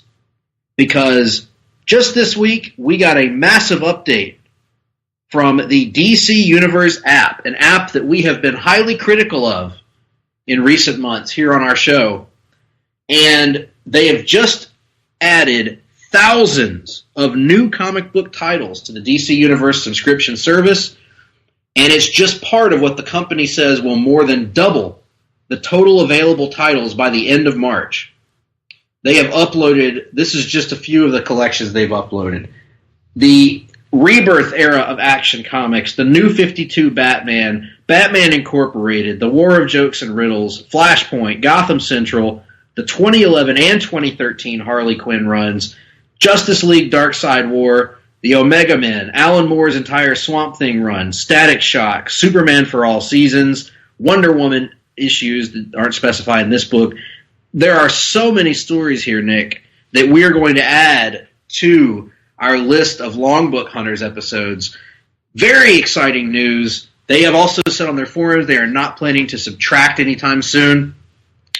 So it looks like, and yes, there were surveys that were sent out, but I have it on good authority, Nick. My sources tell me that those surveys were not consulted, that the decision was made purely because we complained about it on our show repeatedly. Yes, we are now the primary... You know what we are, Greg? We are social media influencers. That's what we are. We're influencers. I think we need to take part in the next Fire Festival. Or we can start our own festival. Which of course, the main event of that festival will be the Danse Obese. The Danse Obese, yes. Nick, this is very exciting news, though. In all seriousness, I am stoked about the greater value now in the DC Universe app. Finally, they are adding in all of these comic book runs, these classic runs, a lot of them, and they appear to be beginning the wheels moving on, hopefully, what will bring an end to that curated run and make it what it needs to be, which is a hub for all things DC. And as far as I'm concerned, if they keep doing this, they could lose all the TV and video content, and I would still be getting my money's worth. Absolutely. To me, the value in the service was always in the comics content if it was going to be DC's answer to Marvel Unlimited. It's still not there yet, but at least the change in approach is a good thing. So let's hope they continue to go further and further down this road and never again return to the curated era. Any of these additions in particular stand out to you as something you want to delve into? I would have to look at the list again. I haven't singled out any in particular, but like I said, I'm more excited by the change in mindset than anything else. Very good. And I'm still holding out hope they're going to upload that JLA pilot, too, speaking of multimedia content, because we'll be hitting that one up, too. So good on DC for the changes mentioned here. And speaking of the DC Universe app, Titans, a show that we've talked about here on the show, debated a little bit, enjoyed to different degrees, but a report came out this week that Deathstroke, Jericho, and Ravager, those of course being Deathstroke's children, are coming to DC Universe's Titans. Citing a casting call from an unnamed source, it says that the Titans is casting all 3 roles, seeking a Latino, Asian, or Caucasian male, 40 to 55, to play Deathstroke, while they are reportedly seeking the same an actress at 18 to 21 to play Ravager. So this is pretty awesome, Nick. I'm stoked to see Deathstroke in another form come to television. We've already, of course, gotten an excellent Deathstroke I was about to say, Arrow. The casting process for this should be extremely short. It should be about 45 seconds long. Call Manu Bennett, ask him if he'll do it. That's your casting process. Yes, I agree. We've already gotten a great Deathstroke, but regardless, I'm excited to see this character come onto the small screen again with Ravager, with Jericho, and with his predominant comic book villains, the Teen Titans, or the Titans in this case. So, yeah, this is awesome. I mean, with the way that Titans does its fight scenes, Deathstroke should be awesome. Should be, yes. My only concern now is those are 3 characters that you're going to have to set up and tell a compelling story with, while also wrapping up your story from season 1 that you didn't finish. So I am concerned now that in a 10 episode or 11 episode format that you'll be pressed for time somewhat. But hopefully the second season will resolve some of the pacing issues that I had with the first season. Right. Well, to wrap things up, we've got a little bit of casting news from the upcoming CW Batwoman show, and that is that, let's see, we got the casting of Luke Fox, a.k.a. Batwing, on Batwoman. Luke Cage's Cameron Johnson will play Luke Fox, the son of Lucius Fox. And additionally to him, Teen Wolf's Megan Tandy will play Kate Kane's one-time military colleague and lover, Sophie Moore, who is now a high-level private security agent, one of Gotham's staunchest protectors. And finally, Yu's Nicole Kang will be playing Kate Kane's stepsister, Mary Hamilton. So the pilot is being filmed right now for consideration as a fall 2019 series on the CW.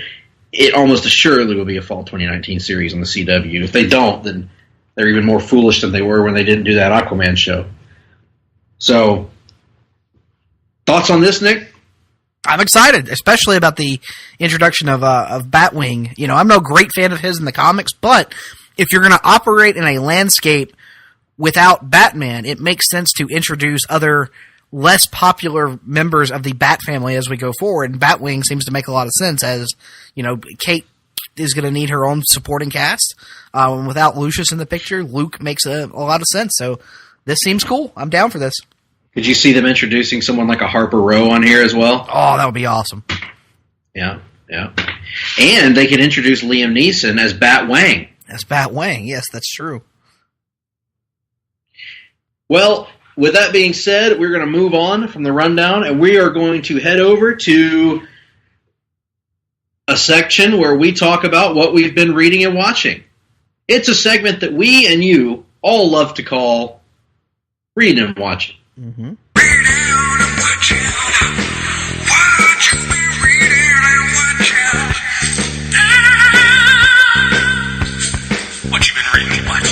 Nick, what you been reading? Nothing. I have read a comic book in the last 7 days. I heard that. I heard this rumor. They said this at the airport. At the airport? Yes. Yeah, they told you at the airport when they were talking to you about talking WCW, no doubt. And they said, hey, I heard you also have a friend that has recently read a comic book. And I have. Yeah. I read now I'm a few months behind, as you know. Mm-hmm. I read the Jeff Johns and Dale Eaglesham comic, Shazam #1. Which, of course, is the launch of a new ongoing starring Earth's Mightiest Mortal, who is referred to he's not actually referred to as Shazam in this comic. They actually play around with it. They hauntingly tease our old friend at Captain Marvel Talk, Nick, because at one point he's trying to think of what to call themselves, and he's like, "We'll all have to call ourselves something different, like." I don't know, maybe I could be Captain... What if I was called Captain Mar and then he's interrupted by someone? So, well, our good friend at Captain Marvel Talk has committed, internet suicide or something. He's gone. Oh, well. C'est la vie. Sieste la vie. But, in any event, this was a really good comic, Nick, as you might expect from Jeff Johns. It does a great job. I don't know the first thing about the new 52 version of Shazam. I didn't know who this new Marvel family is. I didn't realize that Mary was his foster sister instead of his instead of his real sister. But nonetheless, Johns and Eaglesham do an amazing job of introducing all these characters in one issue. And there's actually a great backup about Mary Marvel in here. And I can't remember the artist's name on the backup, but that was really good too, kind of showing how she came to join this foster family. And so between these two issues in an issue, I thought it was excellent. It was one of the best debut issues I've read in a while. Johns instantly has me hooked on this concept of the Marvel family, the Shazam family, I should say, and what they're going to be like going forward. We also get a nice little twist reveal at the end that was kind of reminiscent of some other great twists in comics past, like when Peter's parents show up at the door in Spider-Man, or when Barry Allen shows up at Wally West's door back in the Mark Waid version of The Flash. So really good stuff here all around, Nick. Look forward to you reading it one day. I look forward to it as well. And that's it. That's all I've read. Mm-hmm. Now, let's move over to Watch It. Mm-hmm. Monday night gave us the return of our beloved show, Arrow. Let me just say up front, I am behind on Black Lightning, so I will not be covering that. Me too. During I will this. not be talking about Black Lightning either. Right. So, that is not a comment on the quality of Black Lightning. I'm just too far behind right now. I'll probably have to wait till the end of the season and binge it on Netflix. And by that, he means never actually watch it. No, I'll watch it. I like Black Lightning. I enjoy it. I'm invested in the story. But, nevertheless, I fell behind due to wrestling and other stuff. So, Arrow is back from its hiatus, and in this episode, we get to meet Emiko Queen. And she's awesome. I love this. I love this because you're hesitating because I'm assuming you've already watched the episode of Arrow that we're not talking about, and you've got your wires crossed again. No, I haven't yet, actually. Oh, wow. I was just trying to remember the deets of the episode. But also the name was not pronounced exactly the way that I thought it would be. Yeah, it's pronounced Emiko. Emiko. And we've always pronounced it Emiko, but I don't know if that's... I'm not really sure if that's a fault of us or a fault of the show. Like, I don't know what the proper phonetic pronunciation of that is. I told our friend Russell Sellers over the weekend that I suspect this could become the next Ra's/Ra's al Ghul, yes, where everybody pretty much pronounces it differently. Right. And sometimes inconsistently in the same medium. Yeah, but I mean, it's weird though, because like I've never heard anybody pronounce it this way. Like pretty much anybody I've ever heard talk about the character has always pronounced it the way we do. So this is interesting to have a different pronunciation. Maybe it's something they'll like. Remember when the first Venom trailer came out and Jenny Slate was pronouncing Symbiote? Maybe they'll just kind of quietly change it over Perhaps time. We can get Jeff Lemire on the show to let us know what the proper he's ever ridden Liam Neeson's cock. Yeah, we could ask him that. Okay. Nick, is your microphone still plugged in? Yes. Okay, good. You sounded like you faded out for a moment there, even though we're sitting right next to each other here in the studio, of course. Mm-hmm. So, the L-shaped studio, that is. We get to meet Emiko in this episode, who is an older version of the character that we know from the comics, but yet she's a badass, an absolute badass. And we find out about Robert Queen's sort of less than scrupulous past, shall we say, in that he has a second family that he sets up in the crappy part of town, so he can go over there and basically ball this lady as much as he wants his royal oats, and not have to worry about his rich family coming to the rough part of town. Robert Queen was a dick. Yes. Oh, Robert Queen. So, Robert Queen, you cad. But it's all right. He killed himself in the end, so it made up for it. Yeah, he killed himself, and then he left.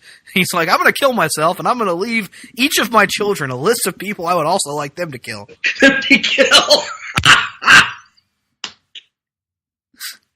Nick, are you keeping a list that you want your children, of people you want your children to kill when they get older? God, yes. You know, I've been keeping a list like that before I even had kids. just stowing it away in case. Just in case.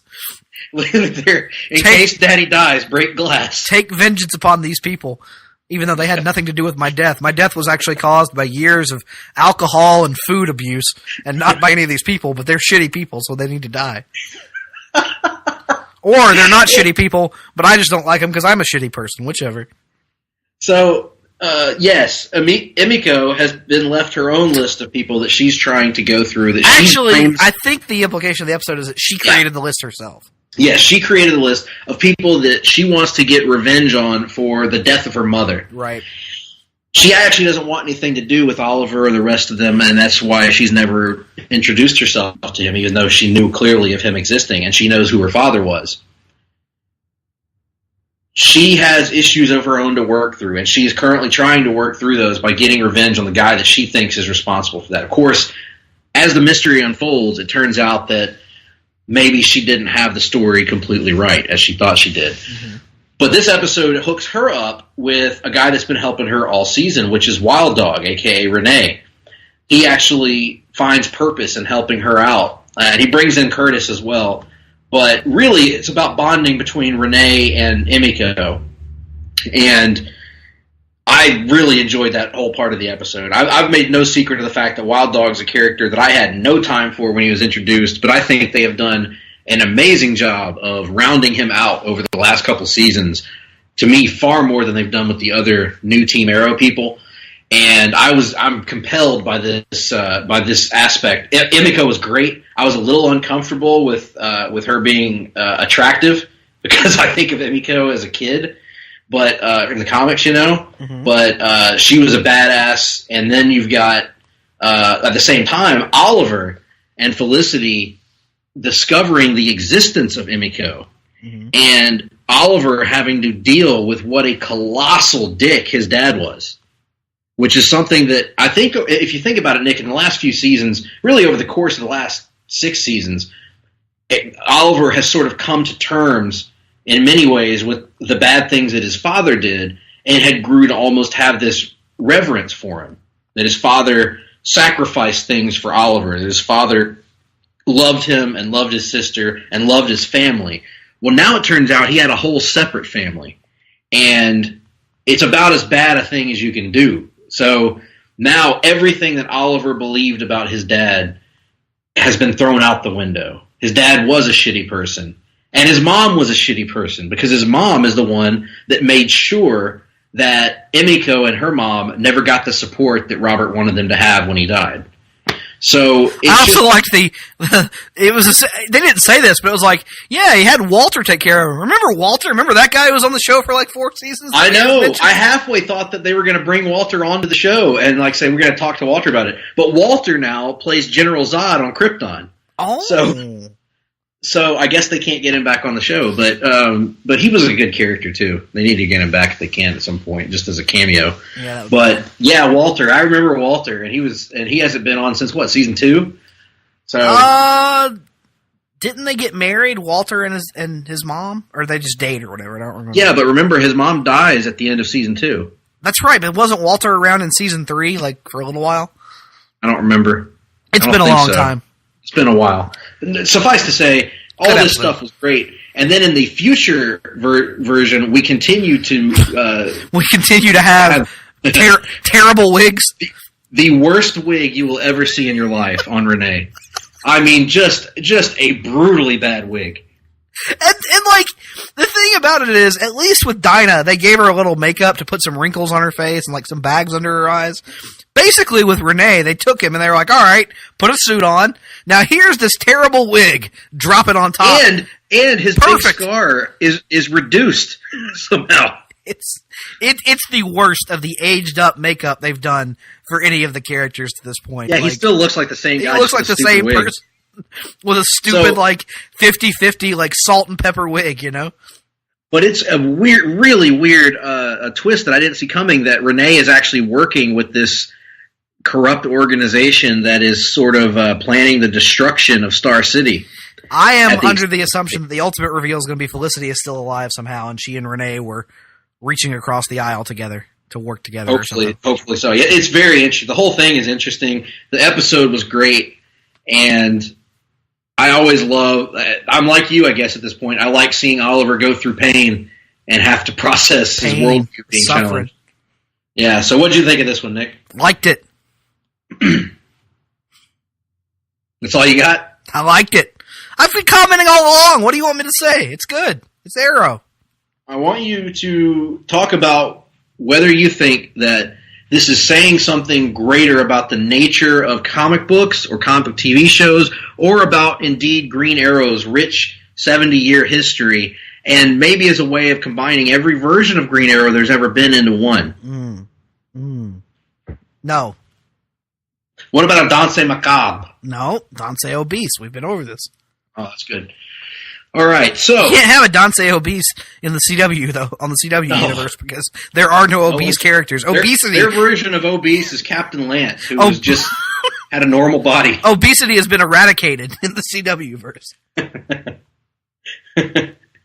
Flash will probably introduce Chunk, and he'll just look like a normal guy. He'll look like a normal guy. My God, look how morbidly fat he is. He could die at any moment. Vince McMahon comes by. Ah, God. Anyway, no.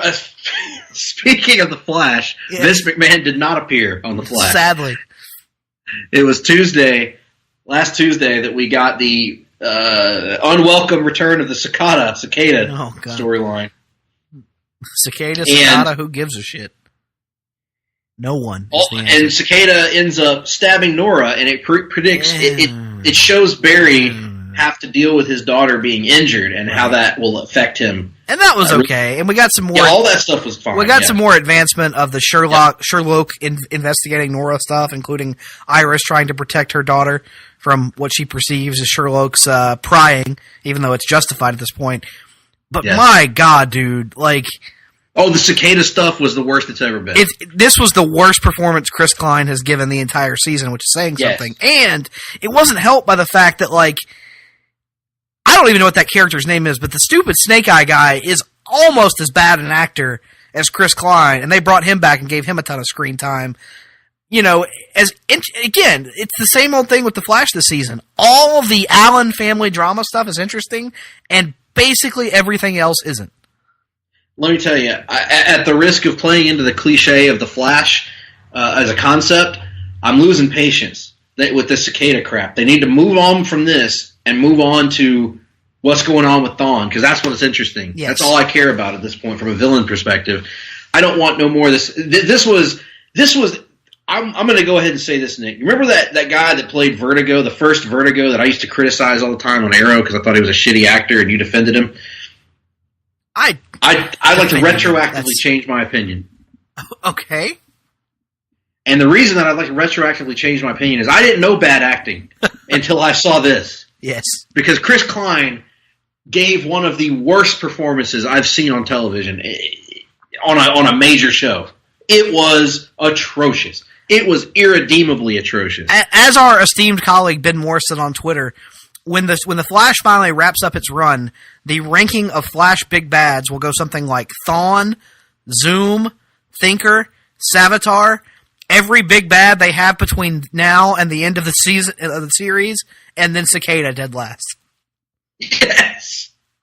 He is the dirt worst, Nick. This acting is, worst. I legitimately believe you could take you or I, or even our friend Jeremy Reynolds, who hates Chris Klein even more than we do, and he could have delivered those lines with more conviction than what Chris Klein did. His generic, horrible, I'm a bad guy voice was so laughably bad that it would have been out of place on Raw.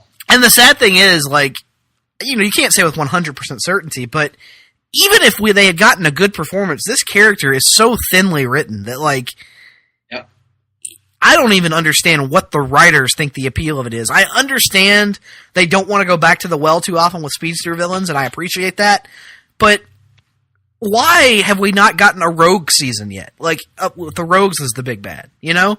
That's arguably the most iconic villainous concept in all of Flash history, and here we are 5 years in, we can't get a damn Rogue season. Iconic!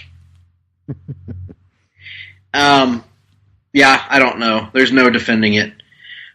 Anyway, let's say, what is, Supergirl? I did not watch this week, actually. Oh. So, not yet. I was just trying to think about that. I have not watched Supergirl this week yet. But, Nick, you watched it, I'm sure. I did. It was alright. It focuses a little too heavily on Naya, who is not a character that I'm overly invested in. But perhaps there are other people who are, so maybe that's good for them. It also furthers the new dynamic between Kara and Alex, that I don't want to give away too much about that after the events of last week's episode and the new status quo for them. So, a fine episode, but I think it's a little bit of a step back from the recent run of episodes they've been on. Now, how does Naya compare here to Nia Jax? About 20% of Nia Jax, I would think. Very good. Very good. Well, on the Nate Milton scale, she would probably be about a 3 compared to the 11 that Nia Jax is. Fair enough. Fair enough. Well, that about wraps up this, but I guess we should rank them. I only have 2 to rank, and I would go Arrow and the Flash. And I would go easily. Arrow. Oh, God. I'll go Arrow, Flash, Supergirl, just because the Allen stuff was so good that it was better than anything on Supergirl, but Supergirl did not reach anywhere near the depths of the bottoms that Flash did. Ha! Look at you, Chris Klein. How can you even look at yourself in the mirror? Go on, get. You look at yourself and say, that can't be me with the fake villain voice and the non-convincing delivery. That's not fair. Go ahead. Life sucks, and then you die. Well done. It may be it's on the short list of my favorite promos in the history of this business. It's amazing. That can't be me with the pot belly and the small genitalia. That's not fair. Oh, small genitalia. Anyway.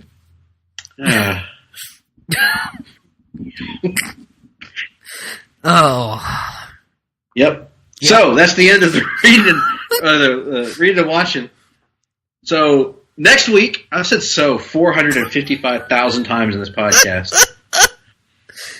Next week will be the return of hard-traveling fangirl Jennifer Smith to the show, as she will be joining us to take a look at Ant-Man and the Wasp, which have just been added to Netflix. This will be, of course, the latest installment of Hard Travelers for Hire. So be on the lookout for that. Nick, what else we got coming the folks' way? We doing something special for Valentine's Day? No. Not the return of Hard-Traveling Fanboys? Well, that's kind of what this month usually is. February we dedicate to things that we outright love. So, like, we gave you our 5 favorite Batman stories today. Tentatively for Off the Page, we have planned to do a look back at a movie that Greg and I both unabashedly love and many others have complex feelings about. That, of course, being the original entry in the Worlds of DCEU, Man of Steel. So we're going to take a look back at that one, which we haven't done in some time. I'm looking forward to that. And then we called an audible to incorporate a little wrestling content into the podcast coming up at the end of the month. But we'll cross that bridge when we get there.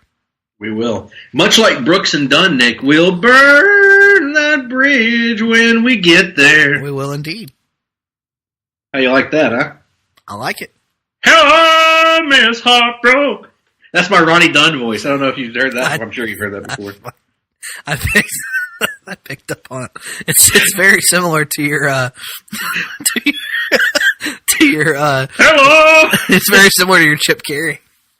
Oh, I was going to say to my Corky from Life Goes On voice, but I don't have one. Sit your sweet self down. Yeah, it could be Skip Carey. You're right. It could be Skip Carey. I know. That's why I said it. I almost said Skip Bayless. It could be Skip Bayless at all. Please don't. No, I'm not going to do that. I wouldn't subject you to that. In any event, I guess that about wraps things up, folks. We hope you enjoyed the show. Please tune in a week from now. Oh, wait just a minute, Greg. You're all over the place. Does that wrap it up? Are we done? Oh, duh! I can't believe I forgot to even look at the clock on the wall. Mm-hmm. Clock on the wall says 3:00. Last call for alcohol. And also, it means that we have a minute on the clock to give you all the Wrestling Minute. Boy, what an eventful few days, Nick, in the world of wrestling. We had the Royal Rumble, we had NXT TakeOver, we had Raw, we had SmackDown, we had departures from WWE. Well, not we had yet. all kinds of things going on. Yes, but primarily the shaping up of the road to WrestleMania has begun. The Royal Rumble winners, Becky Lynch, preparing to face Ronda Rousey in what will reportedly eventually become a triple threat that will incorporate Charlotte Flair as well. And then on the men's side, you got Seth Rollins taking on Brock Lesnar. All exciting stuff, especially that women's match. Should be the first women's main event in WrestleMania history. Absolutely. And their interaction on Monday Night Raw got me even more stoked for that matchup than I was before. And made you somebody who was... You said you wouldn't mind if it was a triple threat. I think it kind of swayed you in the other way of wanting it to be a one-on-one. Mm-hmm. And yet you, now... I'm of two minds about it. Yes, I'm conflicted. Would be okay with a triple threat. On a certain level, yes, I suppose. But not from a kayfabe perspective, I suppose. And I guess while we're extending the minute anyway... overall impressions of TakeOver and the Rumble. I liked TakeOver. I didn't think it was a great TakeOver, but it was a good TakeOver. Every TakeOver is good. This is probably a bottom third TakeOver. Yes. Although Ricochet and Gargano is a top tier TakeOver match. Yes, but every TakeOver has at least one great match, you know? Blow away match. And this was outstanding. Which, Nick... We knew would happen because we saw them wrestle in the main event of Dragon Gate the weekend of WrestleMania 30, and they had a phenomenal 30-minute balls-to-the-wall match. So we knew they had this in them. Same dynamic, oddly, too, with Ricochet as the face and Gargano as the heel. Yes. And they delivered here again on TakeOver. Rumble, I thought, was really good, even though the two Rumble matches were the worst parts of the show, arguably. Yes, I would agree. So that has been... the Wrestling Minute. Absolutely. And you know, Greg, it being Royal Rumble season, the Place to Be Nation live chats have been on fire recently with wrestling discussion, other discussion. And, you know, this week we even had a little time today, I think, for some musical discussion. I know you, in particular, were talking about your love of Phil Collins, one of your favorite artists. And so... You know that song by Phil Collins, In the Air in the Night? Well, that's one of them. But I was able to reach out to our good friend, WWE Hall of Famer Jim Ross.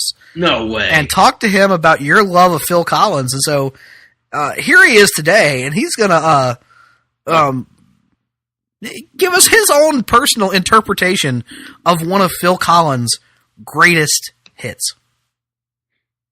All right, I will step aside. Mr. Ross, welcome aboard, sir. Welcome aboard. Pick that microphone up and you just give that song everything you got, sir. Thanks a lot, asshole. Like I needed any help. I was doing perfectly fine before you even said that. Now, you give me a complex about myself. How you doing over there, Nick? I'm fine, sir. How are you? Fair, decent. Do you have any travel planned in the coming months? Well, listen. There's a lot of rumor out there. I'm not here to. I figured you'd try to do that. You are a Richard. Let's face it. Just like the rest of the people on the internet, you're a Richard. You're going to try to get me to say something about, JR's going to AEW. JR's going to AEW. I don't have right now any plans for the weekend of WrestleMania. I got no plans at all. My schedule's cleared. I got no plans for the month of April, to say the least. No plans to Vegas. I will say. I didn't say anything about Las Vegas. You said Las Vegas. There you go, putting words in my mouth. You said Las Vegas.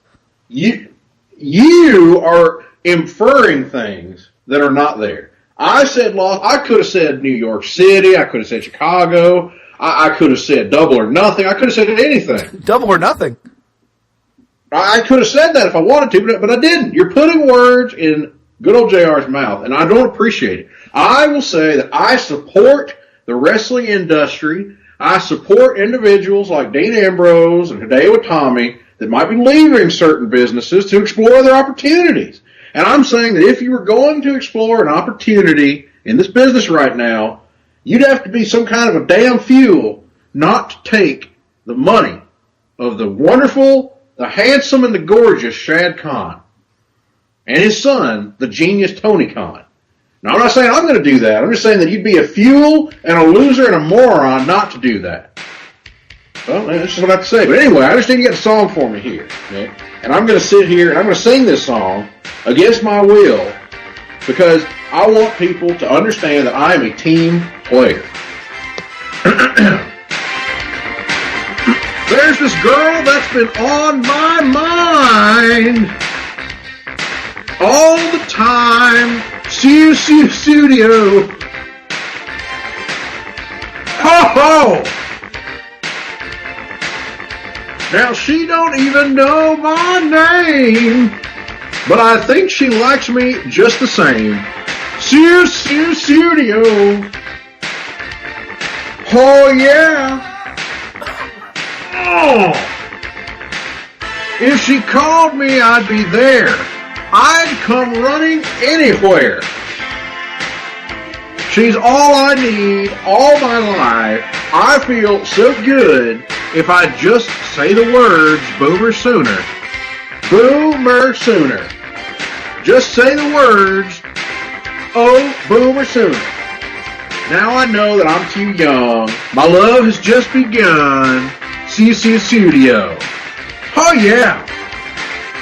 Oh, give me a chance. Give me a sign, for God's sake. I'll show her anytime. Studio.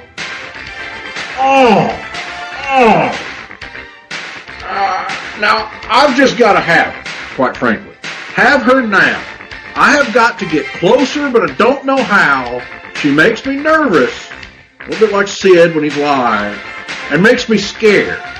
But I feel so good if I just say the words, Boomer Sooner. Just say the words, Boomer Sooner. Well, now, quite frankly, that's all I need in my life. I feel so good. Look at Baker Mayfield, legendary Billy Sims. I've got Hall of Famers in my corner. I've got people, legendary coaches like I can't even think of any of their names right now, quite frankly. I got all these great people in my corner, and that's all I need in my life, quite frankly. I feel so good that if I say the words Danny Hodge, if I say the words, oh, Steve Austin, if I say the words, oh, Dr. Death, if I say the words, Jack Briscoe, just say the words. Now, you understand that? I don't have to meet them. I just have to say the words, Jerry Briscoe, ho, ho, ho, ho, The Rock, ho, ho, ho, ho, D'Lo Brown. Ho, ho, ho, ho. Mark Henry. Ho, ho, ho, ho. John Cena. Ho, ho, ho, ho. The best pure athlete of that class, Shelton Benjamin. Ho, ho, ho, ho. Brock Lesnar. Ho, ho, ho, ho. Just say the damn words. Just say the word Boomer Sooner. Hard-Traveling Fanboys. Hard-Traveling Fanboys. Hard-Traveling Fanboys. Hard-Traveling Fanboys. Hard-Traveling Fanboys. Hard-Traveling Fanboys. Hard-Traveling Fanboys. Hard-Traveling Fanboys. Hard-Traveling Fanboys. Hard-Traveling Fanboys. Hard-Traveling Fanboys. Hard-Traveling Fanboys. Hard-Traveling Fanboys. Hard-Traveling Fanboys.